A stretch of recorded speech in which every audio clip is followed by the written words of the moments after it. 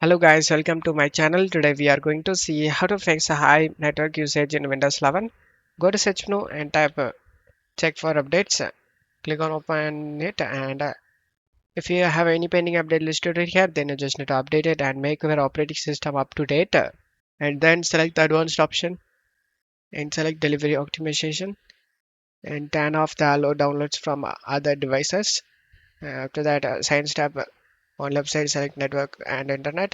On right side select where internet connection. In my case, I use Ethernet and just turn on this metered connection and just close stuff here.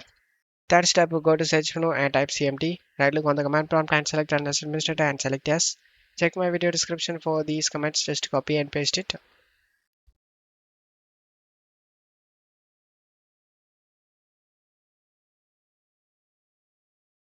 After finishing all these commands, restart your PC. After restarting, your problem should be fixed. Don't forget to leave a like, guys. Thank you.